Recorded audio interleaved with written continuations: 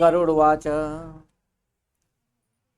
आमोष्मिकीं क्रिया सर्वा वद शुक्कितना मम कर्तव्या स यथा पुत्रे सदा च कथय प्रभो। अब आगे की कहानी कथा सुनने के लिए गरुड़ जी पुनः हाथ जोड़कर कहते हैं, हे प्रभु, हे नारायण, ये पुण्यात्माओं की सारी पारलौकिक क्रियाओं के संबंध में मुझे बताइए। ये पुण्यात्माओं को क्या क्या कर्म करना चाहिए और पुत्र पौत्रों को किस प्रकार की क्रिया करनी चाहिए, सारी बात मुझे बताइए। श्री भगवान वाच साधु पृष्ठम त्वया ताक्षम मानषाणा हिताय वे धार्मिकाम च यत्कथम तत्सर्वम कथयामि ते। तो भगवान कहते हैं, हे ताक्ष, तुमने जो बात पूछी ना, बड़ी उत्तम बात है। संसार के कल्याण के लिए, मनुष्यों के हितों के लिए बात तुमने पूछी है।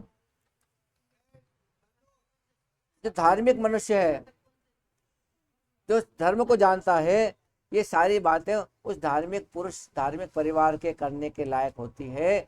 वह तुम्हें मैं बताता हूँ। तो जितने भी कर्म होते हैं मृत्यु के उपरांत बात के, ये उसी परिवार के लिए जो धर्म को जानता है, धर्म पर चलता है। जो धर्म पर नहीं चलता, जो धर्म को नहीं जानता, वो इन सारी क्रियाओं को नकार देता है, वो कुछ भी कार्य नहीं करता है। भगवान कहते हैं, ध्यान रखिए गरुड़ जी, पुण्यात्मा व्यक्ति जो होता है, यदि उसको वृद्धावस्था प्राप्त हो जाए और उसे लगे कि अपने शरीर को कई प्रकार की बीमारी लग चुकी है, अपने शरीर में के कारण ऐसा लगता है कि ग्रह भी उल्टे चल रहे हैं, ग्रह भी हमारा सहयोग नहीं कर रहे हैं, और तो और प्राणवायु के नाद न सुनाई पड़ने पर, यदि प्राणवायु की नाद से मतलब ये होता है कि शैया पर लेटे हुए है, बीमारी से ग्रस्त है, सांस चल रही है, और प्राणवायु का नाद यानी कि हमको कान के द्वारा जो है, जो अभी हम कान को बंद करेंगे तो गुर्र की आवाज़ आती है, और यदि इस सन्नाटे की आवाज़ आना बंद हो जाए तो समझो कि 6 महीने में हमारी मृत्यु होगी। ऐसा उसका निशान। मृत्यु होने के कई कारण बताएं कि अब आपको उंगली डाल के अभी देखना, देख लो, पता लग जाएगा कि दोनों कान में उंगली डालो तो गन सन्नाटा की आवाज़ आती है। लेकिन जिस समय सन्नाटे की आवाज़ बंद हो जाए समझो 6 महीने में मृत्यु होगी। ये उसकी निशानी है। और भी कई निशानी है कि ध्रुव तारा नजर नहीं आवे, किसी को कैसी परछाई नजर आवे, किसी सपने में क्या दिखे, तो ये सबसे बड़ा कारण है। तो पुराने समय के जो लोग थे, बुजुर्ग लोग थे, हमारा दादा परदादा, वो बैठे बैठे कहते, सुनो रे सुनो, अरे मेरी बात सुन लो, फिर बाद में मत कहना मैं आपकी दिवाली नहीं देखूंगा, बस दिवाली के पहले चला जाऊंगा। तो सब मजाक समझते हैं, देखो भाई साहब हमको फालतू बातें करो, ऐसे को होता है क्या, इनको के पहले मालूम पड़ गया क्या कि 6 महीने ये दिवाली नहीं देखेंगे। लेकिन उनकी बात सच निकलती और दिवाली के पहले चल जाते। क्यों कि उन्होंने कान में उंगली डाल करके देख लिया था कि अब हमको वह शब्द सुनाई नहीं दे रहा है, गुर्र का शब्द, प्राण वायु का नाद सुनाई न दे। तो ऐसे समय जान ले कि अब तो मेरा मरण निश्चित है, लेकिन वो आलस्य को त्याग दे, भय को त्याग दे, और अनजाने में, जाने अनजाने में जो पाप कर्म किए हैं उनके लिए प्रायश्चित करने का आचरण करें। यानी कि अंतिम समय के वो क्या करे कि स्नान करके शालग्राम भगवान और विष्णु की पूजा कराएं, अपने पास में भगवान विष्णु के विराजमान कर दें और उनका पूजन करें। भगवान का जो पूजन होता है विधि विधान से, पुष्पगंध आदि से पूजन करें, निवेद्य आदि अर्पण करें, और ब्राह्मणों को दक्षिणा लेकर के भोजन करावें, और अष्टाक्षर और द्वादशाक्षर मंत्र का पाठ करें। ओम नमो भगवते वासुदेव का पाठ करें, या श्री कृष्ण गोविंद हरे मुरारे हे नाथ नारायण वासुदेव का कीर्तन करें। यदि चाहे तो भगवान विष्णु और भगवान शिव के नाम का विस्मरण करें। और कहते कि अंतिम समय भगवान के नाम का स्वर उसके कानों में पड़ जाता है तो उसके सारे पाप नष्ट हो जाते हैं। इसलिए जो अंतिम समय हो, माता पिता, दादा दादी, परदादा की, तो उनके पास बैठ करके हमको रोना नहीं चाहिए, हमको शोक नहीं करना चाहिए, बल्कि उनके उद्धार का उपाय करना चाहिए। कहते हैं, भगवान कहते हैं कि मेरे नामों का बार बार कीर्तन करना चाहिए। भगवान के कई प्रकार के नाम बताए, आपको पता है, भगवान के 10 नाम बताए हैं कि मत्स्य, कुर्म, वराह, नरसिंह, वामन, परशुराम, राम, कृष्ण, बुद्ध और कल्कि। ये 10 नाम भगवान के हैं इनका हमेशा कीर्तन करना चाहिए। जो व्यक्ति रोगी के समीप उपयुक्त नामों का कीर्तन करते हैं वही सच्चे बंधु बांधव कहलाते हैं। यानी अंतिम समय किसका हो तो हमें वहां बैठ करके भगवान का भजन ही करना चाहिए। म्रियमाणो हरे नाम गृणन पुत्रोपचारितम। और मरणासन अवस्था में अपने पुत्र के बहाने, आपको पता है कि अंतिम समय मरते समय अपने पुत्र का नाम वो अजामिल ने लिया था, नारायण नारायण का नाम लिया, और भगवान ने अपना नाम समझ करके उस अजामिल का भी उद्धार कर दिया था। तो इस प्रकार से भगवान के नामों का हम उच्चारण करें। अच्युतम केशवम राम नारायण कृष्ण दामोदरम वासुदेवम हरे श्रीधरम माधवम गोपिका वल्लभ जानकी नायक श्री रामचंद्र पदे। हेलो हेलो, आपने बोला था hello hello hello hello hello.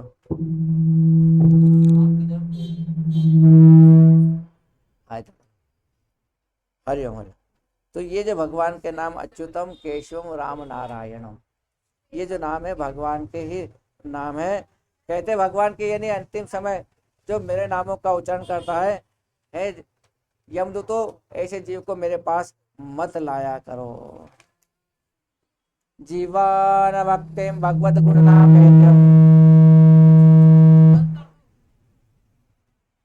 थोड़ा आगे रख दो इसको, ये रख दो, यहाँ पड़ा था, ये रख दो उसको। लेने वाले को याद करना चाहिए कि राम नाम बोलो मन हरे राम बोलो रे राम नाम। अरे बोलो बोलो बोलो मन हरे राम बोलो रे।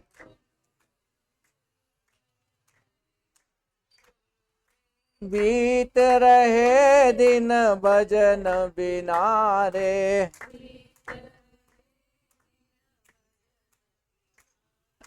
बीत रहे दिन भजन बिना रे। और किसी किसी को बीत रहे रे, किसी किसी को। हे राम नाम बोलो मन हरे राम बोलो रे। अरे बोलो बोलो बोलो मन हरे राम बोलो रे।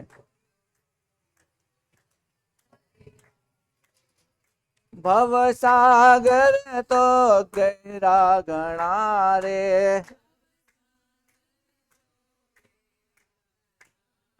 भजन बिना ना उतर सको रे। ओ राम नाम की नौका बना कर।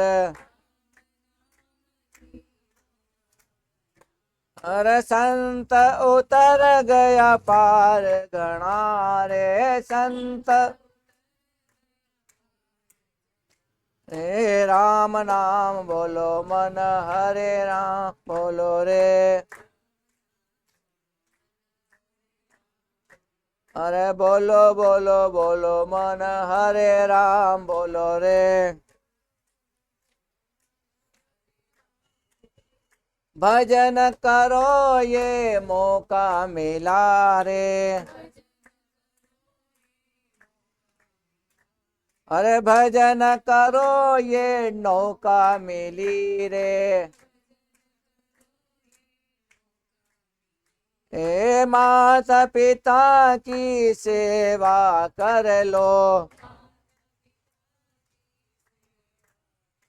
अरे सेवा करो तो मेवा मिले रे। राम नाम बोलो मन हरे राम बोलो रे। अरे बोलो बोलो बोलो मन हरे राम बोलो रे। ओ राम नाम बोलो मन हरे राम बोलो रे। बोले राजा रामचंद्र भगवान की जय। तो भगवान कहते गरुड़ जी से कि इस प्रकार से जब अपने परिवार के वृद्धजन का अंतिम समय हो तो उसके साथ पास बैठ करके भगवान नारायण का नाम, राम के नाम का स्मरण हमको करना चाहिए। और इस प्रायश्चित से, इस प्रकार के प्रायश्चित करने से दुर्बुद्धि प्राणी को उसी प्रकार कहते हैं उसका उद्धार कर देती है। आगे जाकर भगवान कहते हैं कि अंतिम समय में यदि नंदनंदन भगवान श्री कृष्ण उसके पीछे चलते हैं, ऐसे गाय का भी दान उनको करना चाहिए। ब्राह्मण को गाय का दान करना चाहिए, जिसके कारण वह वैतरणी नदी में नहीं पड़ता है, वहाँ भी उसकी मुक्ति हो जाती है। अंतिम समय भगवान कहते हैं या तो गीता का पाठ करें या विष्णु सहस्त्र नाम का पाठ करें, या एकादशी व्रत, गीता, गंगा जल, तुलसी दल, ये भगवान के नाम जो हैं ये भी मरण काल को मुक्ति देने वाले होते हैं। यदि हम इसको भी कर्म कर सकते हैं और इसके बाद यदि हो सके तो स्वर्ण सहित अन्नदान का संकल्प भी करावें। और क्षत्रिय द्विज यदि ब्राह्मण हो, वेदपाठी ब्राह्मण को संवत्सर गौ का दान करना चाहिए। इस प्रकार से ताक्ष जो मनुष्य अंतकाल में थोड़ा बहुत या बहुत सा दान देता है या पुत्र उसका अनुमोदन करता है, वह दान भी उसका अक्षय कहलाता है। यानी अंतिम समय दान अवश्य दिलवाना चाहिए या उसका संकल्प हमको कर लेना चाहिए। सतपुत्र को चाहिए कि अंतकाल में सभी प्रकार के दान दिलावें। लोक में धर्म के पुरुष इसीलिए पुत्र की प्रार्थना करते हैं, कम से कम हमारा बेटा होगा तो हमारे लिए सारे कर्म को करेगा। लेकिन एक बात का ध्यान रखें कि जब माता पिता दादा परदादा भूमि पर स्थित आधी आंख मूंदे, यानी अंतिम समय अंतिम सांस ले रहे हैं, आंखें आधी खुली आधी बंद है, और ऐसे पिता दादा को देख करके उनके द्वारा जो कमाया हुआ, उनके द्वारा इकट्ठा किया हुआ धन की तृष्णा नहीं करें कि बस अब आखिरी सांस चल रही है, अब इनके प्राण निकलेंगे, उसके बाद तो मैं मालिक बन जाऊंगा, मेरी मर्जी पड़े जो मैं धन को खर्च करूंगा। ऐसा नहीं करना चाहिए। सतपुत्र के द्वारा दिए गए दान से जब तक उसका पिता जीवित हो तब तक, और फिर उसके अतिवाहिक शरीर से भी परलोक के मार्ग में वह दुख को नहीं प्राप्त करता। आतुर काल और ग्रहण काल का दान जो होता है, इन दोनों कालों में दिए गए दान से विशेष महत्व कहलाता है। इसलिए तिल आदि अष्टदान भी अवश्य करना चाहिए। अष्टदान के नाम बताए गए हैं तिल, लोहा, सोना, कपास और सप्त धान्य। भूमि और गो, इनमें से एक एक का दान भी पवित्र करने वाला होता है। एतदष्टमहादानं मा पातकनाशनम अंतकाले प्रदातव्यम शृणो तस्य च सत्फलम। इस प्रकार से यह अष्ट महादान समस्त प्रकार के महापातकों का नाश करने वाला होता है, अतः अंतकाल में इसे अवश्य देना चाहिए। इन दानों का जो उत्तम फल उसके विषय में भगवान बताते हैं कि जो दान दिया जाता है ना, इसमें इसका क्या फल है कि तीनों प्रकार के जो तिल होते हैं, भगवान कहते हैं तीनों प्रकार के तिल मेरे पसीने से बनते हैं। अतः असुर, दानव और दैत्य ये सब तिल दान से संतुष्ट हो जाते हैं। सफ़ेद, काला और भूरा, ये तीनों प्रकार के तिल का दान वाणी, मन और शरीर, मन, कर्म, वचन से किए गए पापों को तत्काल नष्ट कर देता है। अब आगे नाम आ रहा है। लोहे का दान भूमि में हाथ में रखकर देना चाहिए। ऐसा करने से वह समझ जीवों को यम की सीमा को नहीं प्राप्त होता है और यम मार्ग में नहीं जाता। हाँ, आप कहीं बोल रहे हैं, फिर से बोलो। करना चाहिए। ओरण, श्यामसूत्र, शंडामर्क, उदुम्बर, शेषम्बल, ये यमदूत जो हैं लोह दान से सुख प्रदान करने वाले होते हैं। हे ताक्ष, परम गोपनीय दानों में उत्तम दान के बारे में बताते हैं, आप ध्यान देकर सुनिए। भूलोक और भूलोक में और सर्वलोक के निवासी भी जो प्रेतगण संतुष्ट होते हैं, ब्रह्मादि देवता भी ऋषिगण और धर्मराज के सभासद में जाते हैं, ये सब स्वर्ण दान से संतुष्ट होकर के वर प्रदान करने वाले होते हैं। इसलिए प्रेत के उद्धार के लिए स्वर्ण का दान भी अवश्य करना चाहिए। स्वर्ण का दान देने से जीव यमलोक में नहीं जाता है और उसे स्वर्ग की प्राप्ति होती है। बहुत काल तक वह जीव सत्यलोक में निवास करता है। तदंतर इस लोक में रूपवान, धार्मिक, वाक्पटु, श्रीमान और अतुल पराक्रमी राजा होता है। साथ ही साथ कपास का दान देने से यमदूतों में भय नहीं होता है। लवण का दान देने से यम का भय नहीं होता है। लोहा, नमक, कपास, तिल और स्वर्ण दान से यमपुर के निवासी चित्रगुप्त आदि संतुष्ट होते हैं। सप्तधान प्रदानेन पीतो धर्म ध्वजो भवेत। और सप्तधान प्रदान करने से धर्मराज और यमपुर के तीनों द्वारों पर रहने वाले द्वारपाल भी प्रसन्न हो जाते हैं। धान, जौ, गेहूं, मूंग, उड़द, कांगुनी, ये 7 प्रकार के जो चना सप्तधान कहे गए हैं। जो व्यक्ति गोचर मात्र भूमि यानी गाय चरे इतनी भूमि का भी विधान पूर्वक सतपात्र को दान देता है, वो ब्रह्म हत्या का पापी होने पर भी पवित्र हो जाता है। साथ ही साथ जो व्यक्ति ब्राह्मण धान्यपूर्ण पृथ्वी का दान करता है, वह चाहे देवता और असुरों से पराजित हो फिर भी यमलोक को, इंद्रलोक को जाता है। हे गरुड़, दानों का फल अत्यल्प होता है, किंतु पृथ्वी का दान बहुत दिन तक होता है, इसे पृथ्वी का दान बताया गया है।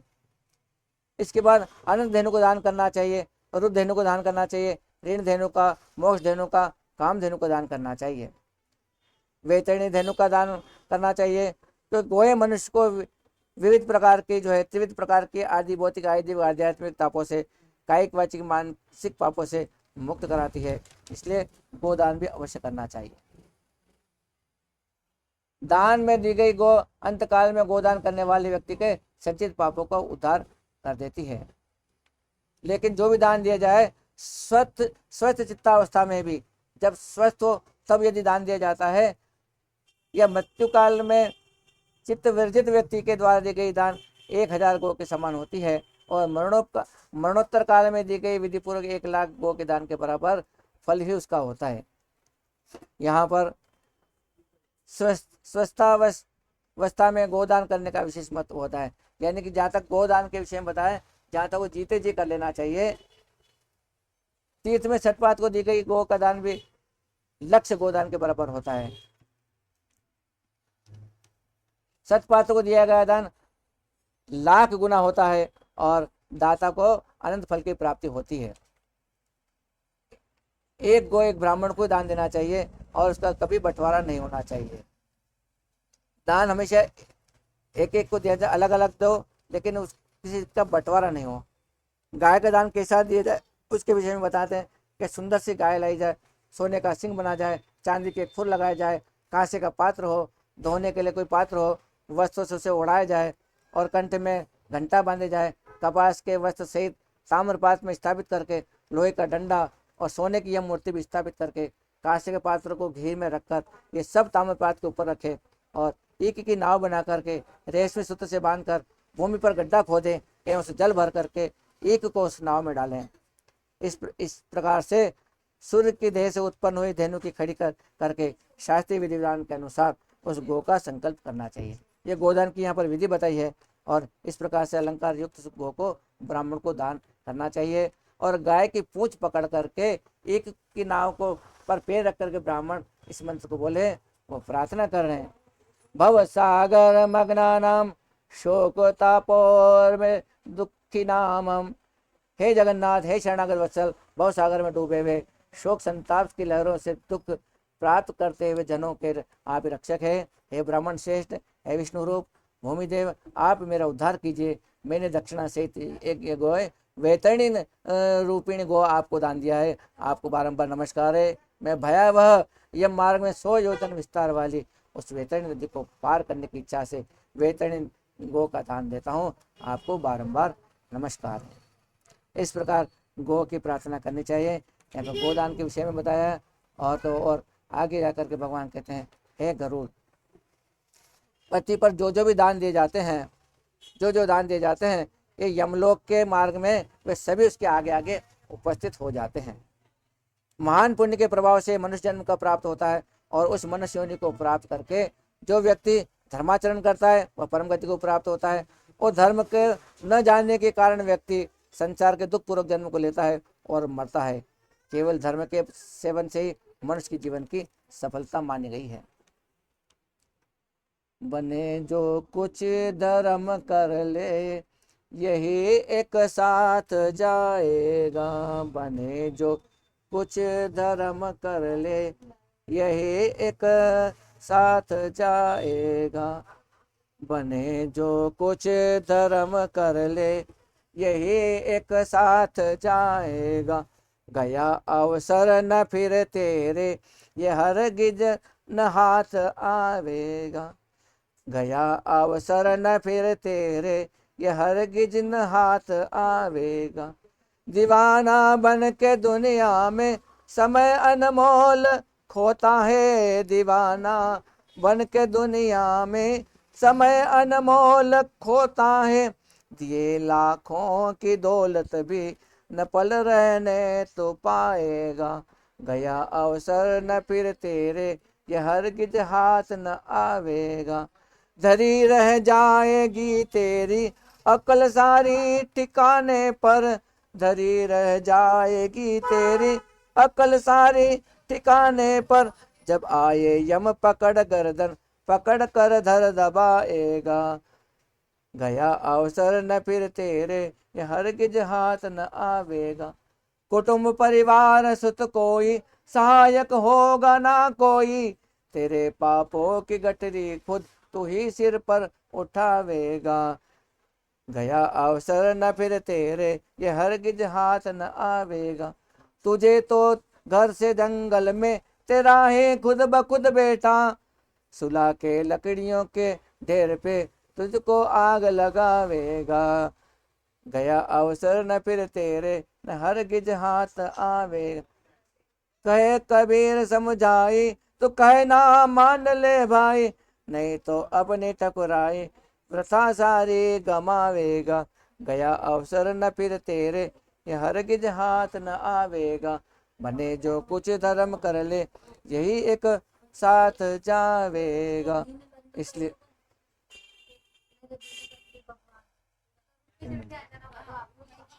दान की यहाँ पर बहुत महिमा बताई गई है। भगवान ने ही कहा कि गरुड़ ऐसा जान करके हमें अपने हाथ से सब कुछ दान देना चाहिए, क्योंकि जीवन अनित्य है। बाद में अर्थात उसकी मृत्यु के पश्चात कोई दान दे या ना दे, पर मर्त शरीर को काट के ढेले के समान पृथ्वी को छोड़कर बंधु बांधव विमुख होकर लौट जाते हैं। केवल धर्म ही उसका मार्ग का अनुसरण करता है। धन संपत्ति घर में छूट जाती है, सभी बंधु बांधव शमशान में छूट जाते हैं, किंतु प्राणी के द्वारा किया हुआ शुभ कर्म परलोक में उसके पीछे जाता है। शरीर आग से जल जाता है और किंतु किया हुआ कर्म साथ में जाता है। प्राणी जो कुछ पाप अथवा पुण्य करता है उसका वह सर्वत्र भोग प्राप्त करता है। इस दुखपूर्ण संसार सागर में कोई भी किसी प्रकार का कोई बंधु नहीं होता है। प्राणी अपने कर्म संबंध से संसार में आता है और फल भोग करके कर्म का क्षय हो जाने पर पुनः चला जाता है। माता पिता पुत्र भाई बंधु और पत्नी आदि परस्पर मिलन प्याऊ पर एकत्र हुए जंतुओं की भांति होते हैं, अथवा नदी में बहने वाले काष्ठ के समूह के समान होते हैं। चंचल अथवा अस्थिर होते हैं। किसके पुत्र, किसके पौत्र, किसकी भार्या, किसका धन, संसार में कोई किसी का नहीं है। इसलिए अपने हाथ से श्रम दान देना चाहिए। जब तक धन अपने अधीन है तब तक ब्राह्मण को दान दे, क्योंकि धन दूसरों के अधीन हो जाने पर तो दान देने के लिए क्या कहे, उसको साहस भी नहीं होगा। हमने पूर्व जन्म में जो कुछ शुभ कर्म किए हैं और जो कुछ दान आदि फलस्वरूप किया, उसके द्वारा ही धन हमको प्राप्त हुआ है। ऐसा जानकर धर्म के लिए ही दान देना चाहिए। धर्म के अर्थ से अर्थ की प्राप्ति होती है, धर्म से काम की प्राप्ति होती है और धर्म से ही मोक्ष की प्राप्ति होती है। इसलिए धर्माचरण करना चाहिए। धर्म श्रद्धा से धारण किया जाता है, बहुत सी धनराशि से नहीं। अकिंचन मुनिगण भी श्रद्धावान होकर स्वर्ग को प्राप्त हुए हैं। जो मनुष्य पत्र पुष्प फल अथवा जल मुझे भक्तिभाव से समर्पित करता है, उस संयत आत्मा के द्वारा भक्तिपूर्वक दिए गए पदार्थों को मैं प्राप्त करता हूँ। पत्रम पुष्पम फलम तोयम यो में भक्त्या प्रच्छति। कहते हैं इस प्रकार विधि पूर्वक दान अवश्य करना चाहिए, थोड़ा हो या अधिक इसकी कोई गणना नहीं है। जो पुत्र पृथ्वी पर पड़े हुए आतुर माता पिता को द्वारा दान दिलाता है, वह धर्मात्मा पुत्र देवताओं के लिए भी पूजनीय होता है।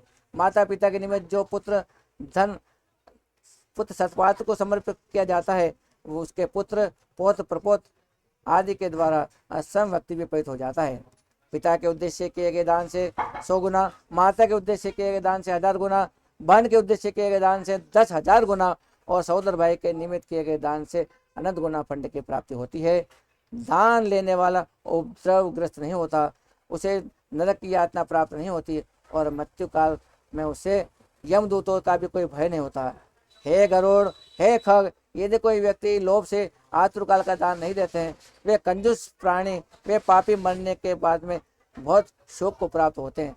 आतुरकाल में जो पुत्र, पौत्र, सहोदर, भाई, सगुरती और सुरजन दान नहीं देते हैं, वे ब्रह्म हत्यारे कहे जाते हैं, इसमें संशय नहीं है। इति श्री गरुड़ पुराणे सारोद्धारे आतुर दान निरूपण नाम अष्टमोध्याय पूर्ण। बोले गरुड़ भगवान।